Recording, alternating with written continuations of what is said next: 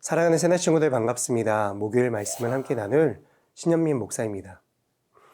어느 날 일본의 유명한 신학자 우찌무라 간조에게 한 대학생이 찾아와서 물었습니다. 우찌무라 선생님, 저는 성경에 나오는 모든 기적을 믿을 수 없습니다. 홍해가 갈라졌다는 이야기, 태양이 머물렀다는 이야기, 예수께서 물 위를 걸으셨다는 이야기, 부활하셨다는 이야기 등 이런 것들을 말입니다. 제 이성으로는 도대체 이해할 수도 없고 받아들일 수도 없습니다. 그런 황당한 이야기나 이해할 수 없는 기적들은 빼놓고 다른 내용으로만 성경 공부를 하면 안 될까요?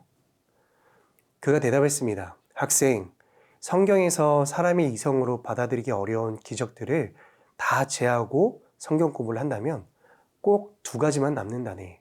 그것은 바로 성경의 앞과 뒤 표지뿐이지. 오늘 살펴볼 주제는 그분은 살아나셨다입니다. 함께 본문 말씀 읽어보겠습니다. 오늘의 말씀은 마가복음 16장 1절에서 8절입니다.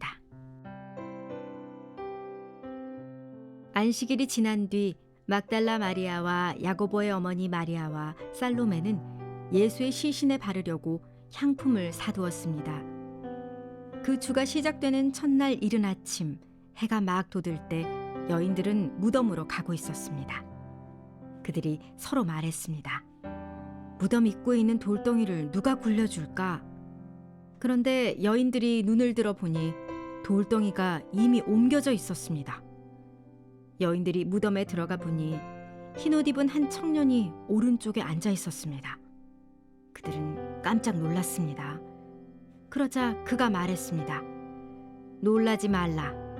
십자가에 못 박히신 나사렛 예수를 찾으러 온 것이 아니냐. 예수께서는 살아나셨다. 이제 여기 계시지 않는다. 여기 예수를 눕혔던 자리를 보라. 자, 이제 가서 그분의 제자들과 베드로에게 전하라. 예수께서 너희보다 앞서 갈릴리로 가실 것이며 그분의 말씀대로 거기서 너희가 예수를 보게 될 것이다. 여인들은 넋을 잃고 벌벌 떨면서 무덤에서 도망쳐 나왔습니다. 너무나 무서워 아무에게 어떤 말도 할 수가 없었습니다. 2절과 3절 말씀을 함께 읽겠습니다. 그 주가 시작되는 첫날 이른 아침 해가 막 돋을 때 여인들은 무덤으로 가고 있었습니다. 그들이 서로 말했습니다. 무덤 입구에 있는 돌덩이를 누가 굴려줄까?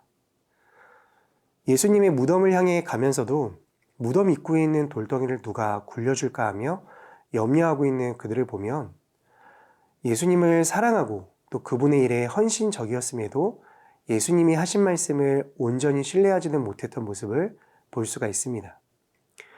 예수님이 자신이 죽은 후 3일 만에 부활하실 것을 분명하게 말씀하셨는데도 그들은 누가 자신들을 위해 무덤 문에서 돌을 굴려줄 것인가를 걱정했던 것입니다.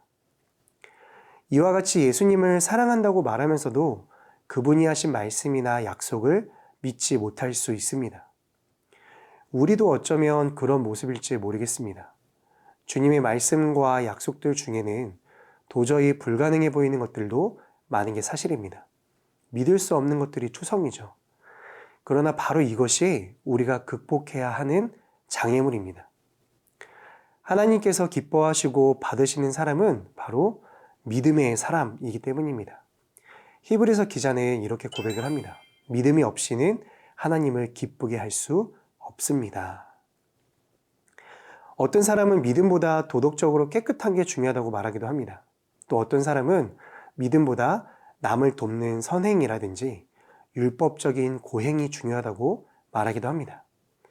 그러나 하나님께서 우리에게 요구하시는 최우선 순위는 바로 믿음입니다. 아브라함이 하나님으로부터 의롭다함을 얻은 것은 그가 도덕적으로 흠이 없거나 남을 돕는 일에 제일 앞장섰기 때문이 아니라 믿음이 있었기 때문이죠. 아브라함이 여호와를 믿었습니다. 그래서 여호와께서 아브라함의 그런 믿음 때문에 그를 의롭게 여기셨습니다. 사랑하는 새날 여러분, 예수님은 당신을 사랑하는 제자들에게 다른 무엇을 기대하시지 않습니다. 오직 그분의 말씀을 진리로 믿는 것, 그거 하나만을 원하십니다. 여러분이 예수님을 진정으로 사랑한다면 예수님의 말씀을 절대적으로 신뢰하십시오. 그분의 말씀만이 참 진리인 줄 믿고 또한 하나도 빠짐없이 그 모든 약속이 내 삶에 이루어질 것을 기대하십시오. 여러분의 믿음과 신뢰보다도 더욱 큰 일을 통해 여러분의 삶에 역사하시는 놀라운 하나님의 능력을 경험하게 될 줄로 믿습니다. 우리의 믿음을 고백하는 오늘 하루가 되기를 소망합니다.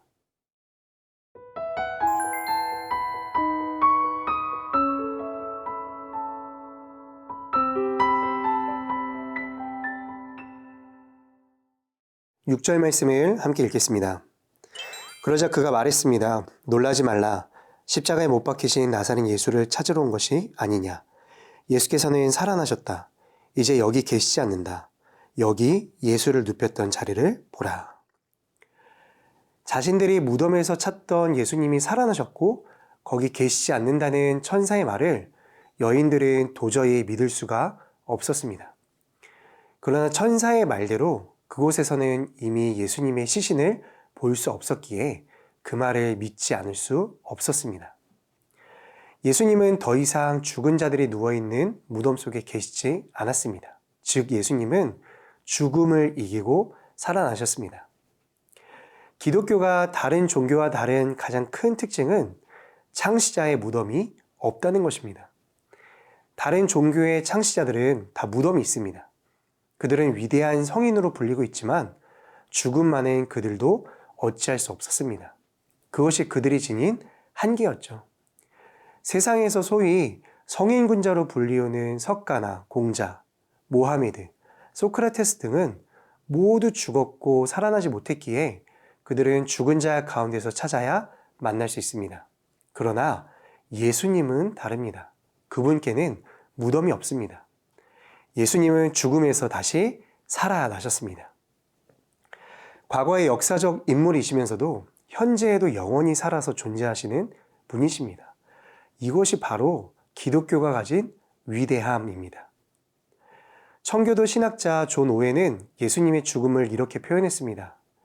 예수 그리스도의 십자가는 죽음을 죽이는 죽음이었다. 우리의 죄를 위하여 예수님께서 십자가에서 죽으셨지만 그분의 죽음은 죄의 형벌인 죽음을 승리하신 죽음이었다는 것입니다. 예수님께서 그 죽음에서 승리하셨기에 우리에게는 무엇이 주어졌습니까?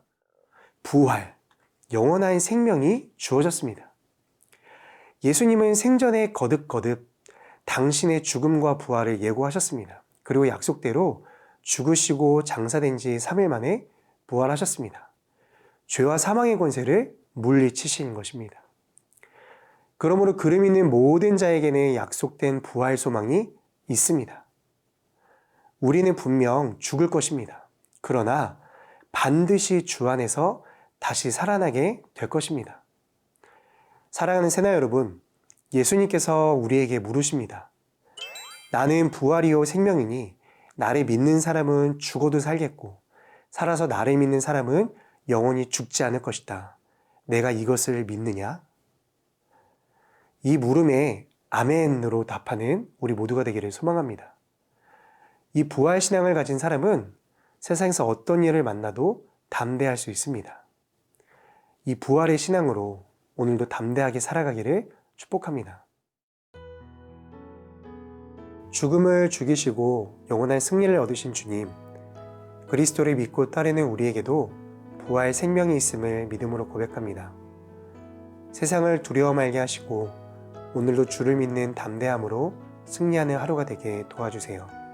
예수 그리스도의 이름으로 기도드립니다. 아멘.